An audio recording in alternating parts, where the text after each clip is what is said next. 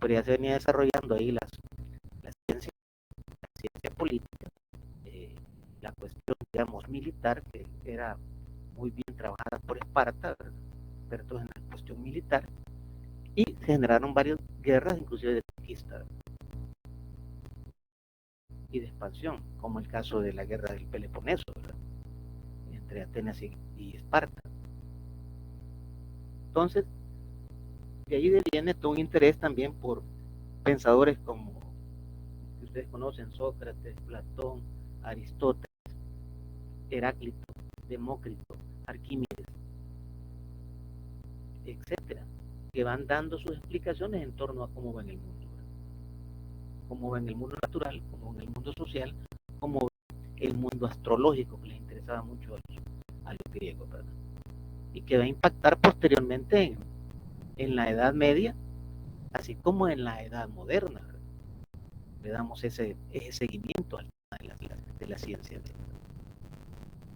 Y como en un primer momento, digamos, de la historia, se van haciendo fuertes las ciencias naturales. Son ciencias que existieron antes de las ciencias sociales. Si había un interés, si había un interés de explicar, ¿verdad? Pero se organizaron antes las ciencias naturales. La física, la biología, la química, la mecánica, la economía, etcétera, ¿verdad? Y vamos a ver por qué el interés en estas ciencias, cómo impactó, digamos, en los primeros pensadores de las ciencias sociales y la sociología, ¿verdad?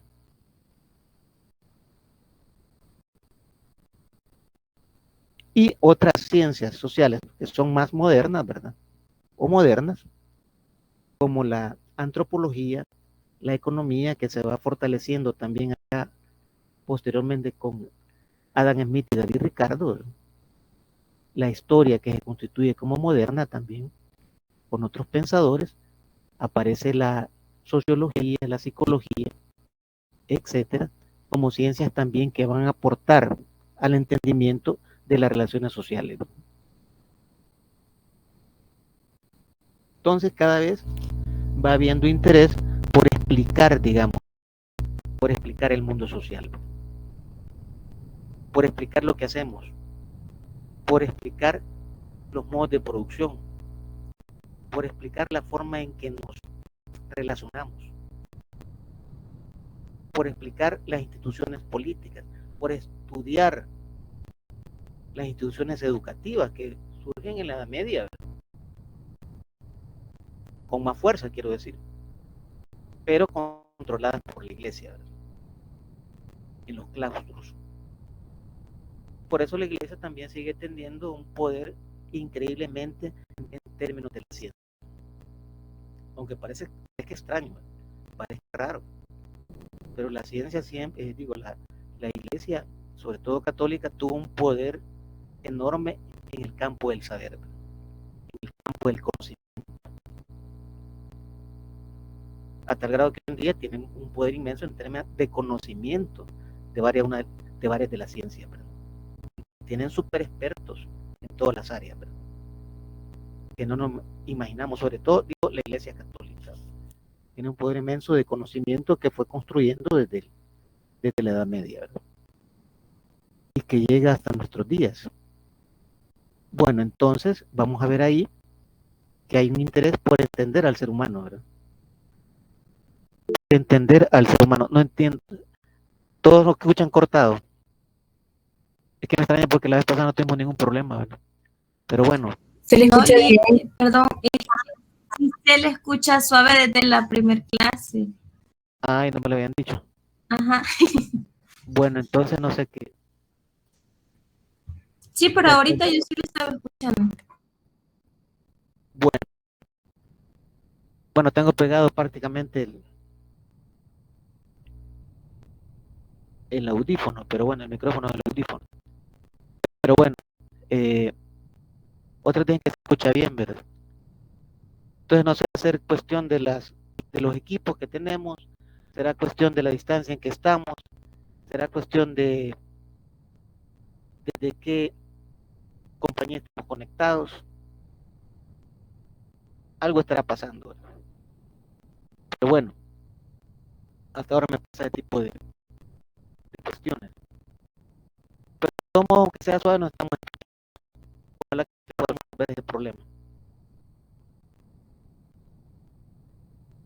Bueno, entonces decíamos que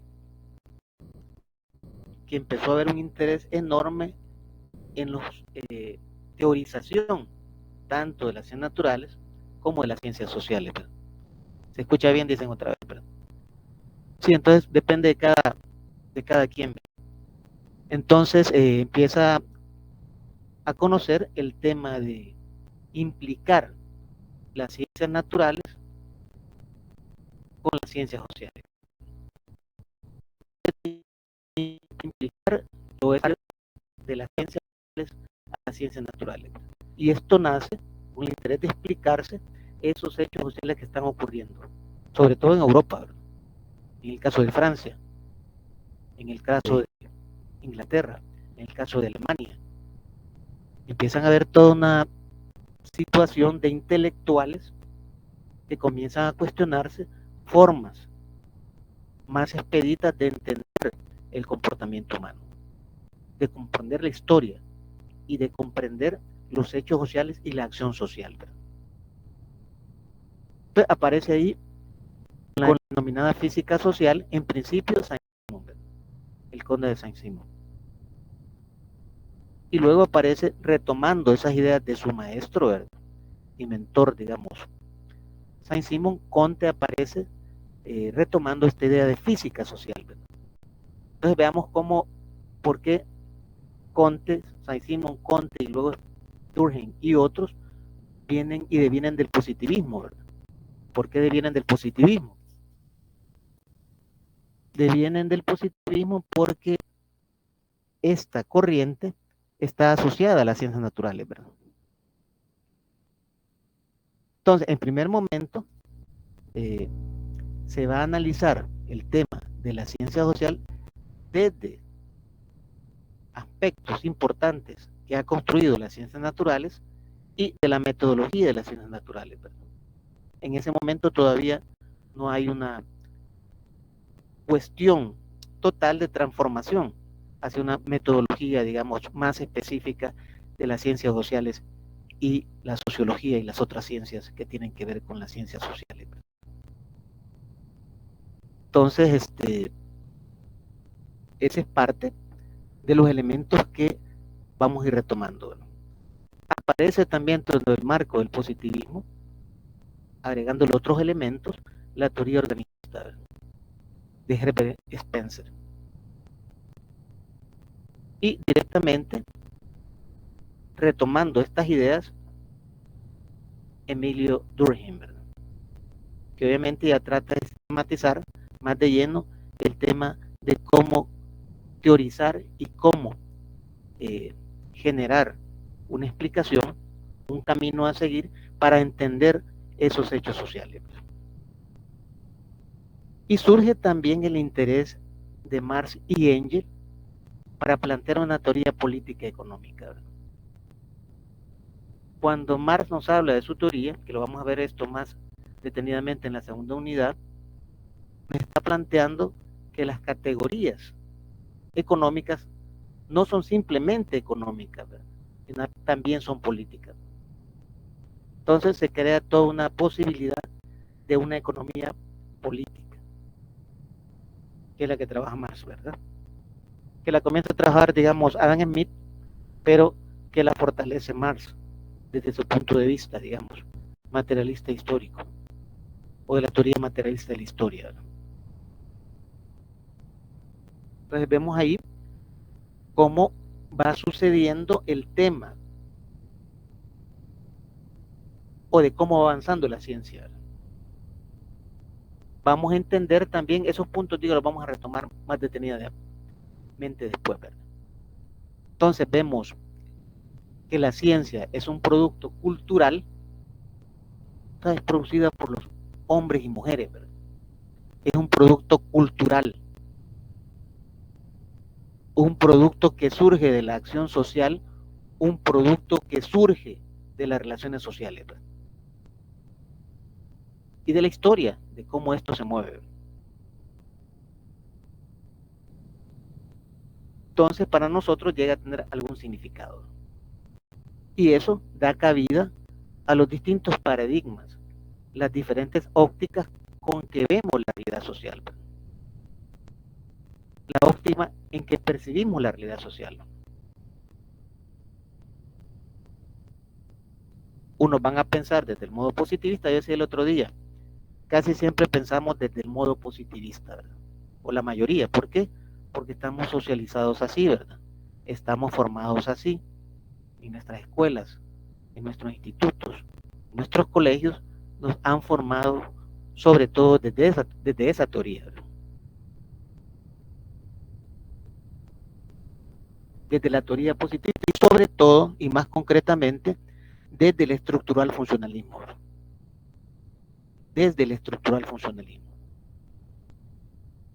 Ahí nos está planteando, digamos, esta visión importante que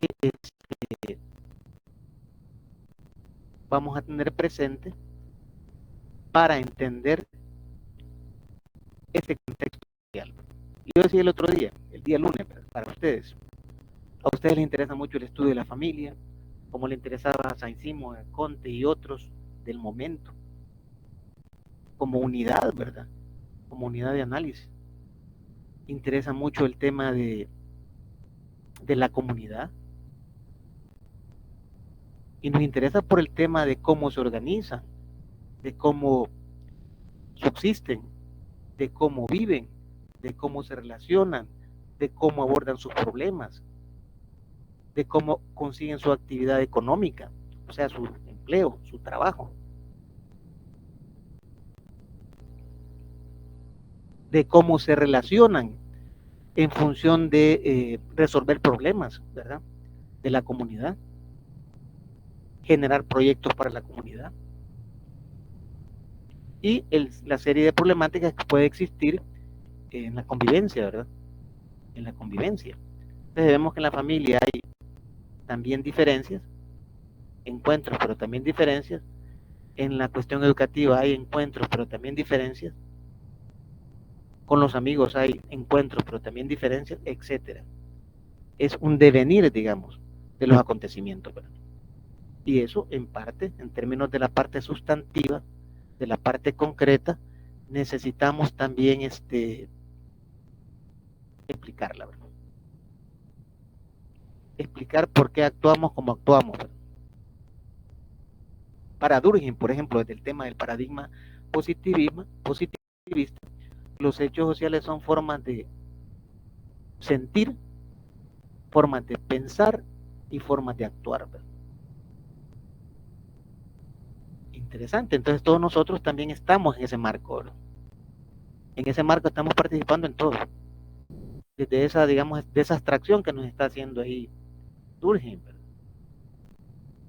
Que sigue retomando muy fuertemente el tema de el sentir, o sea, a partir de las emociones, ¿verdad? Del sentimiento, de la emoción con las demás personas, con la parte del pensar, de cómo pensamos las cosas, de cómo analizamos las cosas, de cómo las captamos a través de nuestros sentidos, ¿verdad?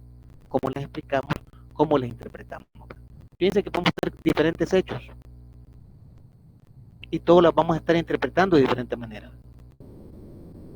Y a lo mejor podemos llegar a un momento a tener algunas convergencias, ¿verdad? En términos de lo que estamos observando en una realidad concreta. Por ejemplo, podemos mandar a 5 trabajadoras sociales, digamos, en el caso de los ejemplos, a observar una comunidad y a lo mejor y las mandamos por separado, ¿verdad? Y cada quien va a traer a lo mejor diferentes elementos. Tal vez van a tener convergencia en algunos elementos, pero tal vez no en otros, ¿verdad? Y en la forma de solventarlo, de solucionarlo, ¿verdad?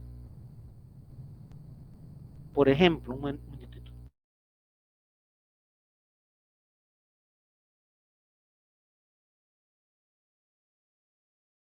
Por ejemplo, digamos, en los juzgados de familia, hoy no son de familia, hoy de niñez y adolescencia, ¿verdad?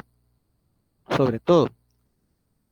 Pues pueden haber distintas trabajadoras sociales en un juzgado y obviamente tal vez ellas, cada uno de ellas o él va a tener algunas diferencias en la forma en que está percibiendo, digamos, lo que le está pasando, digamos, al niño o a la niña, la relación con sus padres, la relación con sus padrastros, etcétera. Cualquier problemática puede ser percibida según el tema de cómo lleguemos al niño o al adolescente, ¿verdad? Cómo ellos se abran a explicarnos su situación, en términos emocionales, ¿verdad? Sabemos que en la adolescencia hay mucha cuestión conflictiva, contradictoria, ¿verdad? Yo conozco varios casos. Eh, Alguna gente inclusive plantea que hay idea de la rebeldía.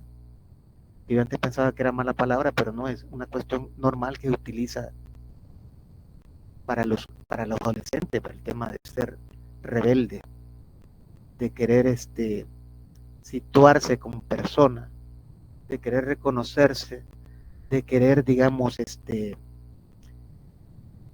poner límites, inclusive con sus padres, ¿verdad?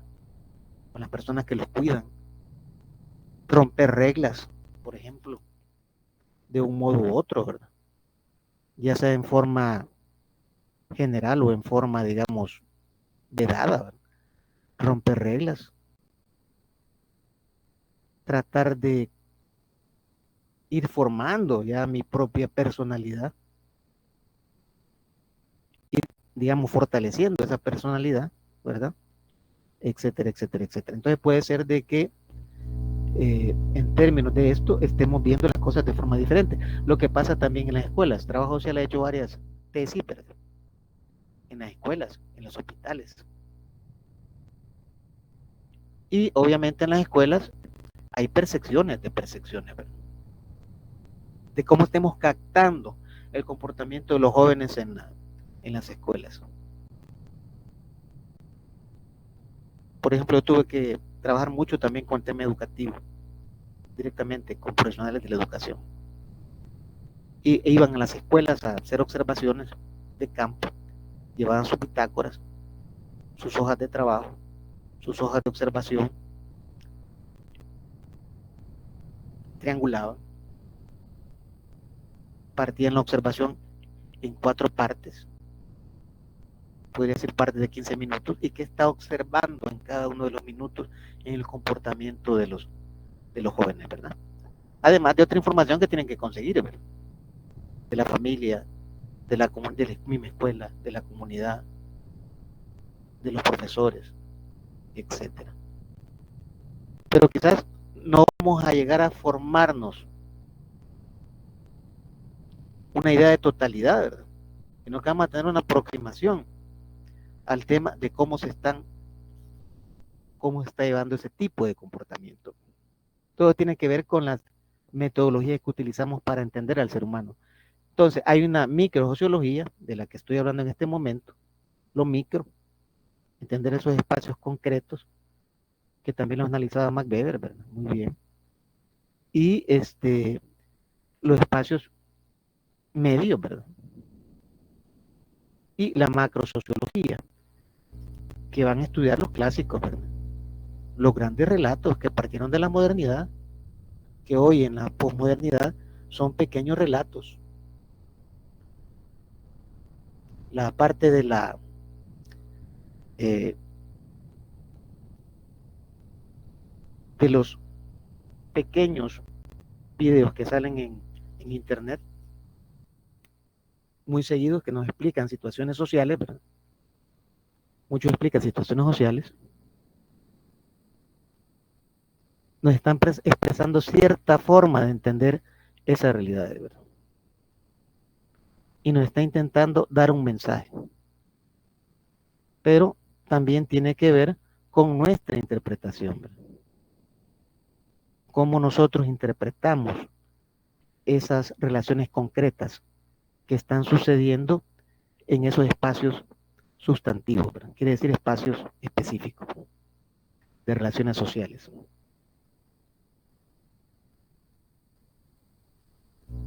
Entonces, la ciencia, en general, también la podemos situar como ese conjunto de conocimiento organizado, sistematizado.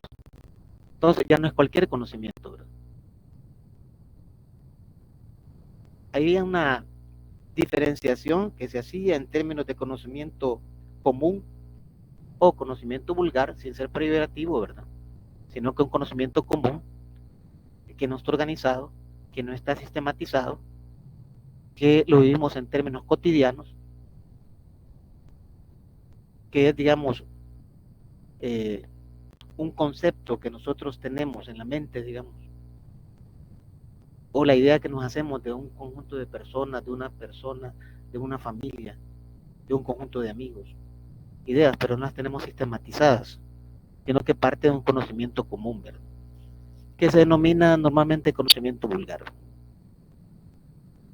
Pero la ciencia ya nos explica que debe de haber un conocimiento más, diría yo, más exquisito, ¿verdad? Partir de una teorización, partir de un conocimiento de otras temáticas del ser humano, partiendo del conocimiento psicológico, por ejemplo, partiendo de su conocimiento que tengamos de la biología. Puede ser que en determinado momento una persona esté enferma, ¿verdad? Y no pueda generar toda la expectativa que se tiene. Entonces ahí nos referimos a un aspecto biológico, pero también puede ser un aspecto psíquico, ¿verdad? Puede ser un aspecto psíquico. Y esas cuestiones hay que tomarlas en cuenta también en las indagaciones que tengamos, sobre todo en los casos sustantivos, ¿verdad? Concretos. Pero digo, hay un conjunto ya de un conocimiento organizado, un conocimiento sistematizado, que se va haciendo sobre la base de la teoría. Por eso cuando nosotros hacemos o se hacen investigaciones sociales, también partimos de un conocimiento anterior, ¿verdad? Digamos, ustedes van a estudiar la violencia simbólica, ¿verdad? Que se ha estudiado también en trabajo social bastante. Violencia física, pero también una violencia simbólica que no se había estado estudiando, ¿verdad? El bullying, por ejemplo, que también ha sido muy estudiado, ¿verdad?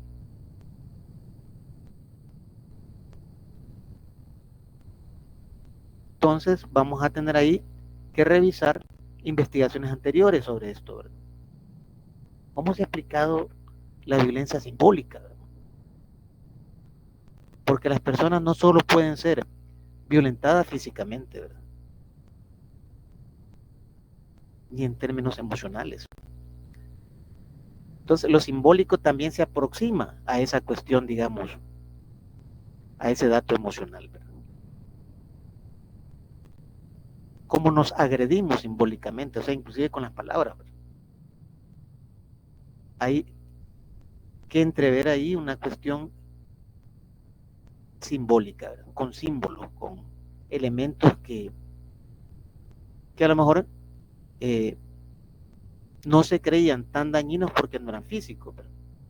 Pero posteriormente se ha visto, psicología y otros, que ciertamente estos aspectos también inciden significativamente en el comportamiento positivo o negativo de la persona. Y hoy conocemos también más del subconsciente, ¿verdad? Y cómo llega, digamos, a hacer esta situación. Entonces necesitamos hacer una indagación asociada a esos paradigmas, ¿verdad? Lo cual nos da fundamentación científica, ¿verdad? Es lo que nosotros estamos entendiendo como ciencia hoy, ¿verdad? Partir de esa serie de paradigmas, uno, para entender, digamos, el comportamiento social, ¿verdad? Para comprender el comportamiento de las personas, para comprender lo que está pasando, digamos, en el mundo, ¿verdad? Para comprender lo que está pasando con las relaciones internacionales, para entender qué está pasando en las relaciones de todo tipo regionales, ¿verdad? Del área centroamericana, de nuestro propio país, ¿verdad?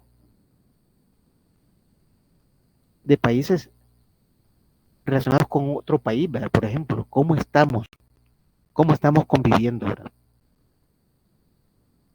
cómo nos estamos relacionando.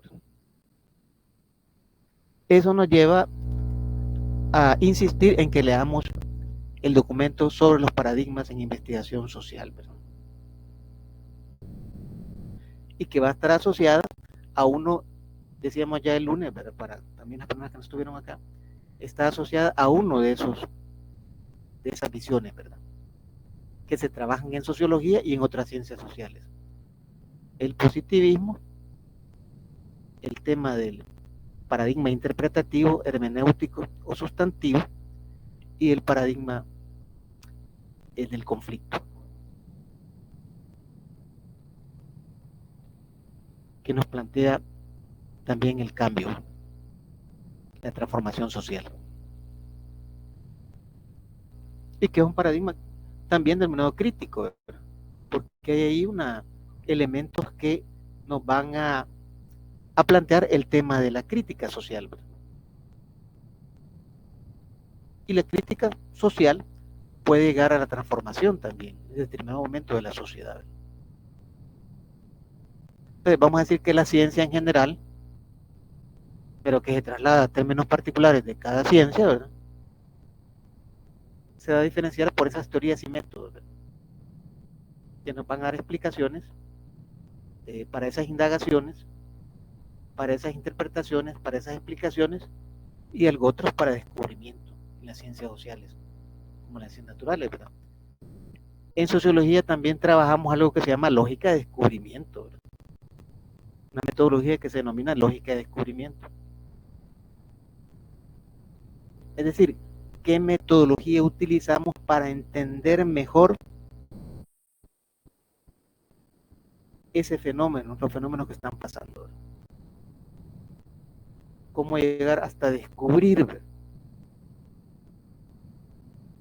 Para interpretar esos fenómenos sociales, y hay una metodología para ello, que entraría dentro de un paradigma crítico también, ¿verdad? De explicación crítica, en términos de esa comprensión, ¿verdad? Entonces vamos a tener presente siempre la ciencia. Y yo decía en determinado momento, nosotros hemos sido educados y formados, ustedes, todos nosotros, a partir del conocimiento científico, ¿verdad? Formados en la escuela a partir del conocimiento científico. Todos los conocimientos que ustedes han adquirido desde el kindergarten, ¿verdad? Han sido con metodologías constituidas desde una investigación científica. Han sido, digamos, elaboradas. Lo que pasa que decía también que son conocimientos dosificados, ¿verdad? Se va dosificando. Y en esto vuelvo a decir que lo que más nos han enseñado, se nos enseñaron en la escuela, y como estamos formados, es con el método derivado del positivismo, que es el estructural funcionalismo, que nos ocuparía la unidad numérica.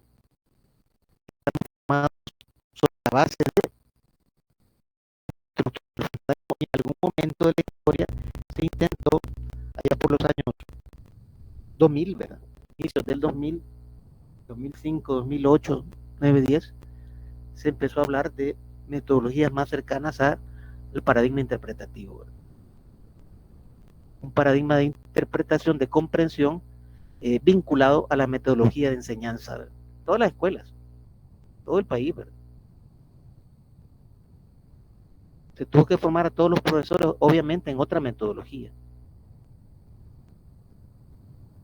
que también llegó en un momento dado a romperse, ¿verdad? Ese paradigma. Y se continuó más que todo con el otro paradigma, otra vez con el estructural funcionalista. Entonces estamos formados así, ¿verdad? Desde esas comprensiones, de esos niveles de entendimiento que tienen que ver muchísimo con la sociología. La educación tiene que ver muchísimo con la sociología.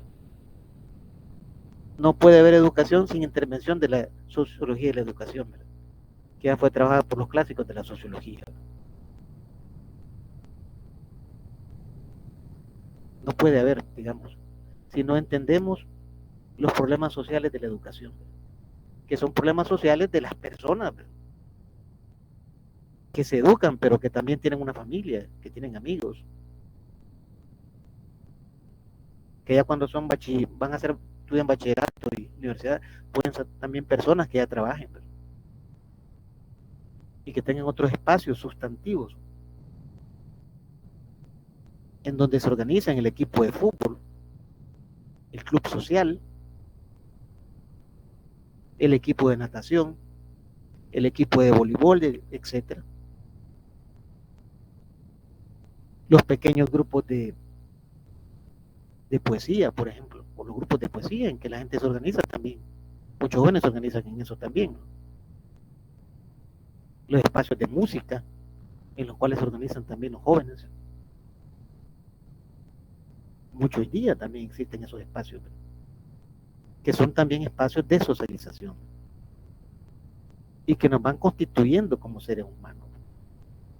Ya uno de los grandes pensadores, que era Platón, ya nos explicaba la importancia de la música, ¿verdad? Para el ser humano.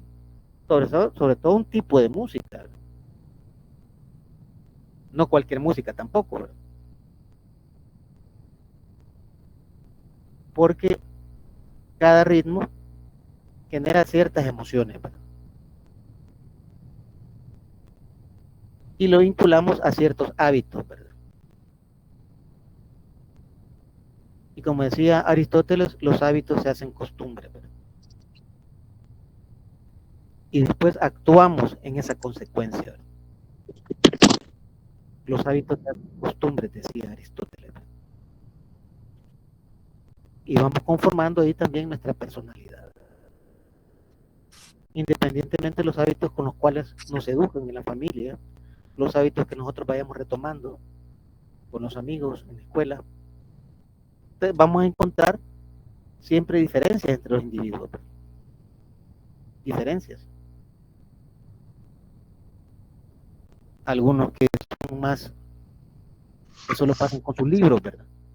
Solo pasan leyendo, solo pasan haciendo interpretaciones, pero eso tiene que ver con las conexiones que se hagan, ¿verdad? Si yo leo un libro, ¿con qué lo conecto? ¿Qué conocimientos previos tengo para entender mejor ese libro, ¿verdad? Para sacarle mejor provecho y para generar esa idea de la imaginación que decía el otro día también, de la imaginación, en este caso de nosotros, de imaginación sociológica. Un gran sociólogo, Stuart Mill, trabajaba ese punto sobre la imaginación sociológica. Y la sociología, decía el otro día también, para quienes estuvieron conectados, tiene que ver mucho con el trabajo social, ¿verdad? Tiene muchísimo que ver con el trabajo social. Las primeras personas que formaron las trabajadores sociales en este país fueron sociólogos. Y ustedes pueden encontrar algunos todavía trabajando en el departamento o en la Escuela de Ciencias Sociales. Son los primeros que formaron a los primeros trabajadores sociales del país en la denominada Escuela de Ciencias de Trabajo Social. Que luego pasó posteriormente pasó en los 2000, ¿verdad? A la Universidad de El Salvador. Ya de una forma más organizada dentro de la universidad. Porque antes llegaban a nivel de técnico, ¿verdad? 3 años. Pero toda la parte que tenía que ver con el trabajo social lo atendían gente de sociología, que ahorita ya también ya tienen más experiencia, pasado por más cosas, pero son los primeros que tuvieron esa experiencia, porque no habían profesionales de trabajo social en el país todavía. Sí había ese interés, pero todavía no existían, pero es parte de una realidad y parte de una, digamos, explicación científica también que se tiene que dar, porque decíamos, también necesitamos sociólogos, sí necesitamos psicólogos, sí necesitamos educadores, que hoy están formados los equipos multidisciplinarios en el cuidado, ¿verdad? Sino que necesitamos también trabajadores sociales formados, ¿verdad? Y bien que los primeros que empezaron a formar fueron las universidades privadas, como la Andrés Bello, por ejemplo, ¿verdad? uno de los pioneros en formar trabajadores sociales. Y posteriormente el interés de que el Estado también lo formara, que es como pasa hoy con la institucionalidad en la Universidad de El Salvador, y que han formado grandes contingentes de personas, a pesar de que ha bajado un poco, pero otros dicen que ha disminuido. Pero bueno, ha habido alguien tiene conectado quizás su micrófono, ¿verdad? Una persona tiene conectado su micrófono. Hola, hola, revisemos. Bueno, entonces tenemos esta idea de esta importante propuesta, ¿verdad? De la ciencia. Empiezan a haber discusiones de los filósofos, ¿verdad? De la filosofía y la ciencia. Hay discusiones enormes sobre la filosofía de la ciencia, en donde vamos a encontrar los tres momentos álgidos, como le llama el autor ahí, de la filosofía y la ciencia, Mardones, o también Mardones, que le denomina así, ¿verdad? Los momentos álgidos de la ciencia, los periodos por los cuales ha pasado la ciencia, hasta llegar a los paradigmas que tenemos con las nuevas corrientes que tenemos también, ¿verdad?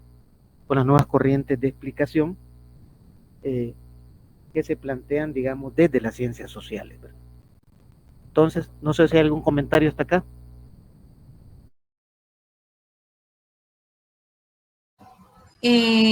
Solo una pregunta. ¿CCN y CCS significa o no he comprendido yo?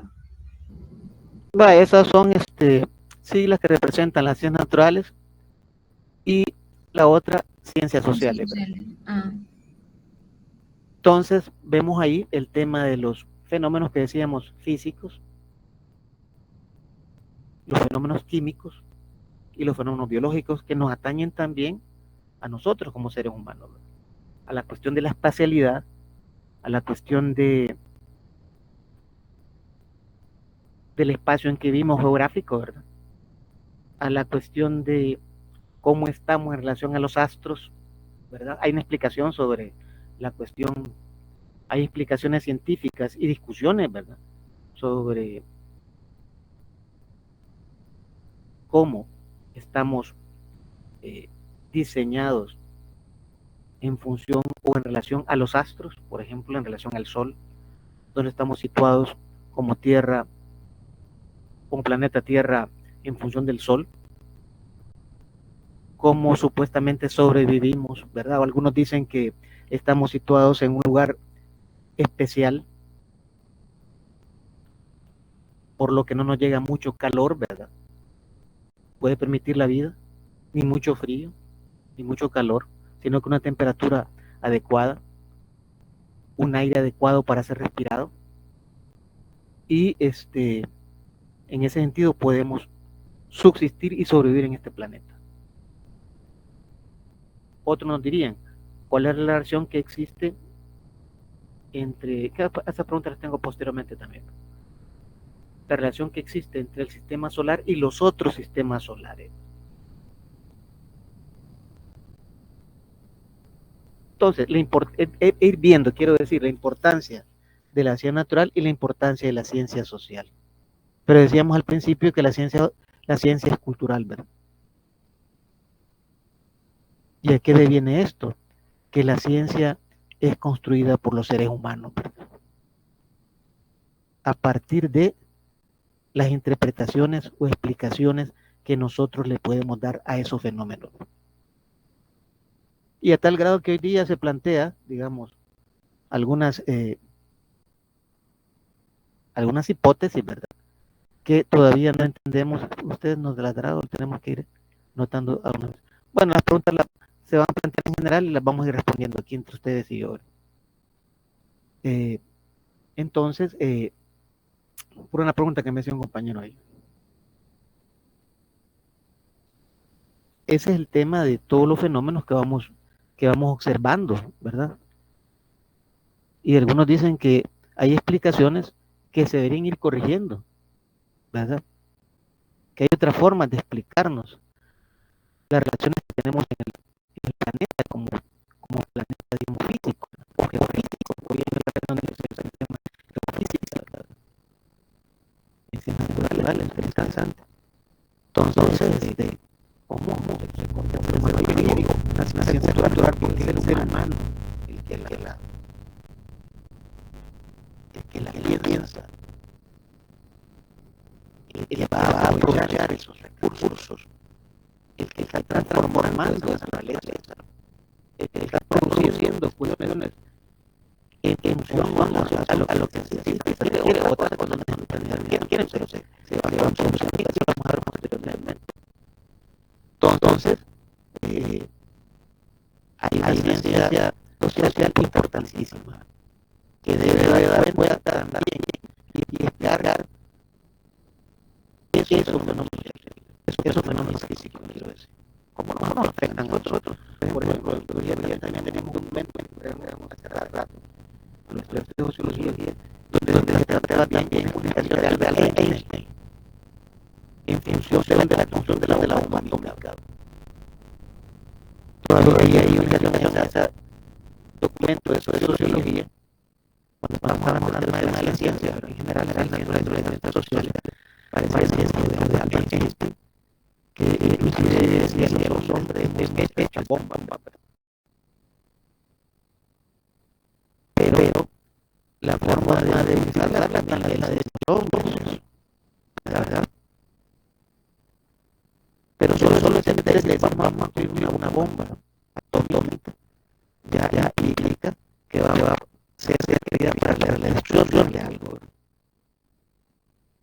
Entonces ahí entra también la valoración humana, la parte ética, la parte de moral y la moral ética, sobre todo de los seres humanos. Ahí entra la ciencia social. ¿Cuáles son las cuestiones que se hacen en ese relato? Que aparecían en un documento de sociología. ¿Cuáles son las implicaciones para el ser humano?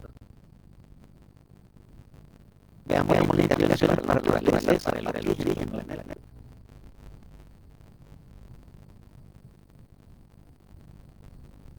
para la biosfera, etcétera. ¿Cuál es el daño que vamos a causar? Los daños que causaron en Japón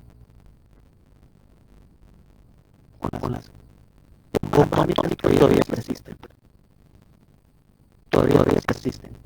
Imagínense. ¿Desde cuándo? Todavía no hay manera de personas que nacen físicamente, voy a decirlo así, mal, por efecto de esa radiación. Entonces, la ciencia de la televisión puede ver también, prever todas estas cuestiones, cómo nos afecta, digamos, toda la evolución de ser revisada por la clase de la sociología ya en 1800, que fue parte de eso de la sociología, estudiar esos problemas, la contaminación, con la primera revolución industrial, vamos a analizar particularmente, se ocupaba mucho el carbón. Eso producía mucha cuestión de daño a la atmósfera, mucha contaminación. Y ese fenómeno era de estudio de la sociología. Como otro fenómeno que vamos a ver. Pero la máquina, ese ferrocarril, la máquina que utilizaba para transportar hacia materia prima y productos de mercancía elaborada, otra parte para comercializarla, utilizaba el carbón como combustible. Eso está transformando poco a poco con la electricidad o el uso de otra fuente de energía, ¿verdad? Y los molinos de viento. Pero obviamente se produjo daños y siguen existiendo de otra manera. Digamos, los autobuses que tenemos acá generan mucha polución. Entonces hay un razonamiento social. Aunque esa marea haya sido producida desde un área de ciencias dura, ¿verdad? Pensando en la física, química, sobre todo la mecánica y otras tecnologías recientes todavía pueden ser nocivos para la salud. Entonces, todos esos móviles que quedan en su uso, eso genera un daño increíble para la sociedad. Las computadoras que se crearon en cantidades enormes. Lo voy a traer otra vez, decía. Todas las personas nos regalaron un montón de computadoras que ya en los principios de los 90. Yo tuve oportunidad de tener una de esas computadoras chiquititas, todavía habían caracteres y pantalla negra. Usted tenía que aprender todo de memoria. Que no habían no habían cuadros dialógicos, pero todo de memoria para utilizar una máquina. Pero esa maquinaria, la que ya caía en desuso, era obsoleta. Entonces lo que hacían los países, no voy a decir de dónde, ustedes ya se imaginarán, lo que hacía era decirse las vamos a regalar a aquello. Pero ese era material en desuso y contaminante. Lo mismo pasó con otras cosas que ustedes ni se imaginarían, regalando productos tóxicos. E inclusive diría que muchas veces inclusive usamos vestuarios que devienen de cuestiones tóxicas. Es deshacerse de esa cuestión tóxica. Diga, Damaris. Creo que también un ejemplo podría ser que, por ejemplo, que el gobierno está como con la idea de aprobar la minería, que según ellos sí haría bien, pero en realidad nada que ver porque dañaría lo que sería el medio ambiente y pues a nosotros como población también.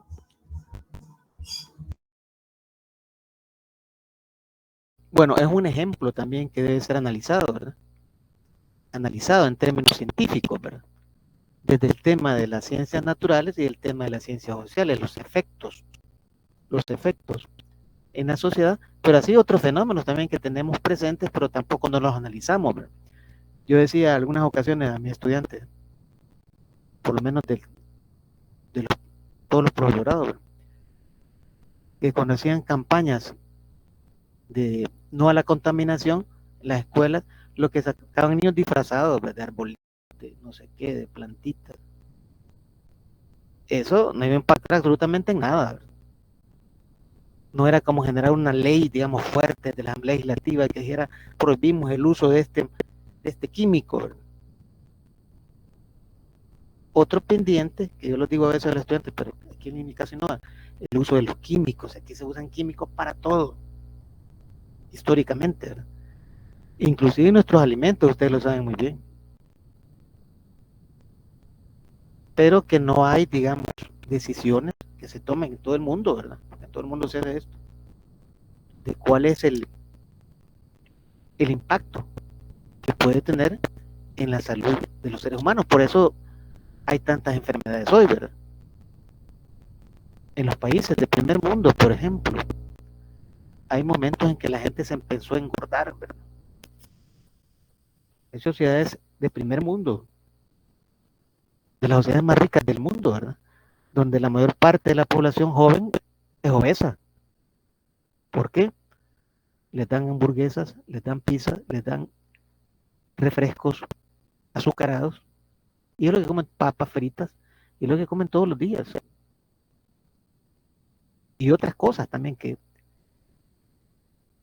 Y ustedes van a algún país de eso, ustedes van a ver que cada vez le dan la bebida más grande, ¿verdad? Vasos enormes de bebidas, y con refil, ¿verdad? unos hot dog enormes y échenle de todo lo que ustedes quieran, ¿verdad? Pizzas cada vez más grandes. Bueno, las bebidas aquí inclusive, ¿verdad? Que a veces eran una bebida, hasta sacaron unas bebidas pequeñitas en envases pequeños, después más grandes, después de 1 litro, después de 2 litros, después de 3 litros, después de 3 litros, ¿verdad? Las bebidas. Entonces, que generan daño. Nosotros no lo percibimos inmediatamente, y menos el joven, ¿verdad? El joven no lo percibe. Hasta que en un momento dado en que ya impacta esa situación. ¿Cuál es el promedio de vida de los latinoamericanos, verdad? El promedio de vida de un europeo, por ejemplo. Viven hoy en otras condiciones, ¿va? Pero yo digo siempre, en términos sociales y de sociología, que esa vida, que algunos países pues respiran muy bien en esos países, digamos, en todo ámbito, económico, político, social, etcétera, un poquito mejor que nosotros, más que nosotros. Obviamente, eso no es de todo el tiempo, pues, sino que ha sido, acuérdense que con la Segunda Guerra Mundial, Europa quedó devastado, los mismos Estados Unidos, después de esto y de la Gran Depresión del 29, ¿verdad? Países totalmente devastados, pero que lograron recuperarse políticamente, económicamente, etcétera, etcétera, etcétera. Todas las áreas que ustedes quieran pensarlo, ¿verdad? Pero inclusive, imagínense, la Revolución Industrial, todavía en 1850, las condiciones en Europa eran pésimas, pésimas, pésimas. En Francia, sobre todo, donde surge la gran parte del interés de estudiar los problemas sociales. Saint-Simon francés ya no se recuperó, dice Damaris. Yo he estado también por ahí, ¿verdad?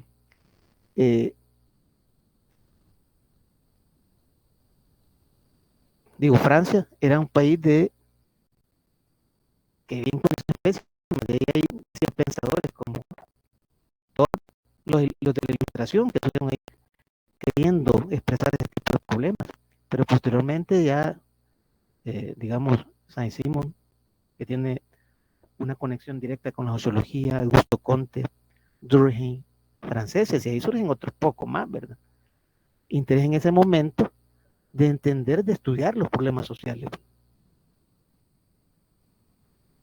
Bueno, hay una película muy interesante que se llama, ya vieja, ya lo vi hace mucho tiempo, que se llama Los Miserables, que retrata la vida de la sociedad francesa en ese tiempo. Una pobreza increíble, ¿verdad? Y después aquí en 1850, a finales de 1789, la Revolución Francesa, para acá, 1850, pasando al 900, después la Primera Guerra Mundial, 1914, después la Segunda en los 40, dejar devastada Europa. Ahí surgen otras escuelas de sociología, la Escuela de Frankfurt, Filosofía y Psicología, que intenta estudiar toda esa problemática social y otras preocupaciones sociales. Entonces decía, la importancia enorme que tienen las ciencias sociales también de cara inclusive a lo que produce las ciencias naturales. De cara a eso, ¿verdad? ¿Cuáles van a ser los efectos de ocupar esto, de ocupar lo otro, de hacer esto, de hacer lo otro en las sociedades? Tenemos que aportar también a eso. Pero entender que hay una serie de problemáticas que nos están afectando. Una serie de problemáticas que nos afectan y que siguen ahí, digamos, legisladas muy bien, ¿verdad? Entonces, lo que quiero recalcar en este momento, decía, es el interés de la ciencia social en entender también, explicar e interpretar cómo funciona la sociedad, pero también de cara a toda la cuestión tecnológica, ¿verdad? Que va surgiendo como un paradigma de racionalidad que usa, digamos, la parte del control, ¿verdad? Sobre la gran parte de la población. Por ejemplo, el uso de la tecnología, ¿verdad? Que empezaron a llamar las nuevas TIC, la nueva tecnología, ¿verdad? Las nuevas TIC. Empezaron a prepararnos en eso desde hace mucho rato ya. Poco a poco comenzó a avanzar, comenzó a involucrarse mayor tecnología cada vez más. Entonces, la idea es, ¿la tecnología la usamos o la tecnología nos usa? Y lo otro es el tema comunicativo, que también la escuela de Frankfurt trabaja mucho en ese eje comunicativo. Y ahí aparecen todas las cuestiones digitales, la parte comunicativa. La cuestión es cómo la interpretemos, ¿verdad? Cómo interpretemos esa información. Qué recursos, digamos, tengamos para entender y comprender mejor y cómo interiorizarlo, de qué manera interiorizarlo cada uno, ¿verdad? O cada grupo social, ¿verdad? Con qué información nos quedamos.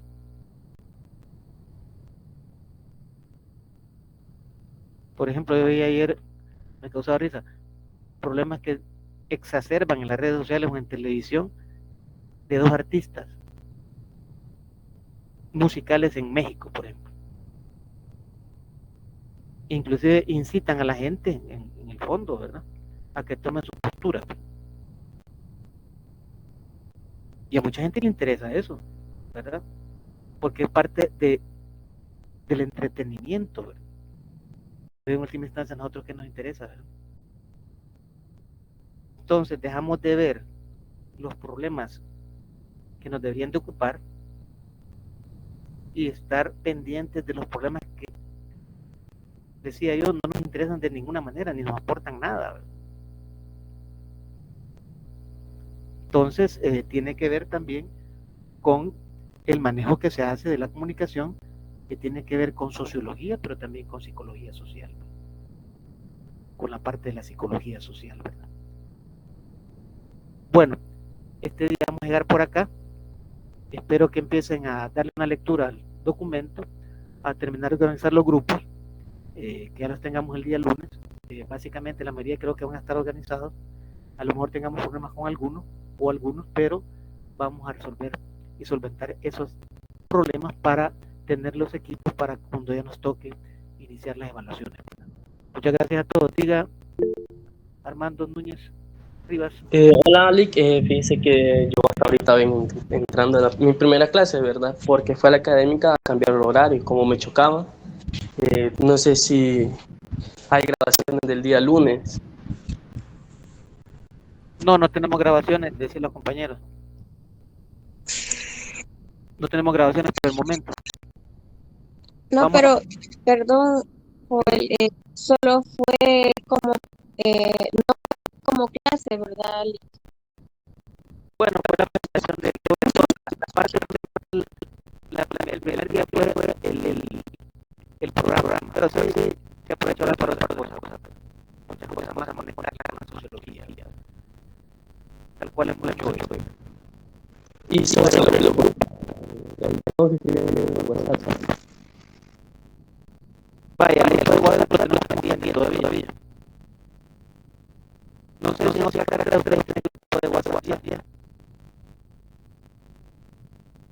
Sí. ¿En cuál? Tenemos uno de expresión oral y escrita, pero de suyo que hay un grupo de nosotros. Vaya, entonces si quieren podemos terminar el grupo, por mí no hay problema. No sé si todos No tiene problema. Diga. Ahí a mí me agregan información sin haber grabado la mayoría. Vaya, entonces terminemos el de el si me permiten ingresar a ese grupo o se hace otro, ¿verdad?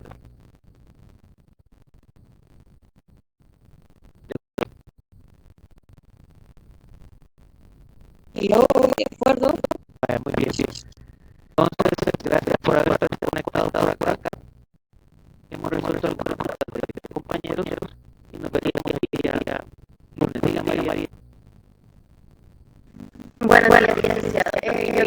duda acerca de que el libro que me comentaba, si la diapositiva que se está presentando la podría subir al correo. Vaya, voy a armar una consolidada por semana para entendiendo, digamos, el elemento importante de las actividades que vamos a desarrollar. ¿De acuerdo? Dígame. O no sé si sería más fácil mandarla directamente a la WhatsApp. O al correo, no, igual, mandarle al correo. O al WhatsApp. De calle. Lo que pasa es que el correo es institucional, vaya, formal. Karina Lepe.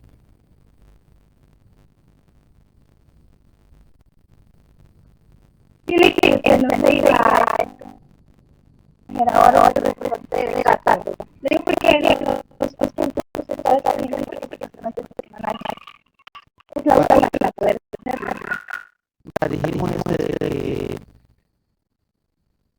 tienen listado, tienen como que van a estar formados ahí a partir de 555, tienen correos, ustedes nombran su coordinador, ustedes nombran su subcoordinador y me lo entregaré el día lunes.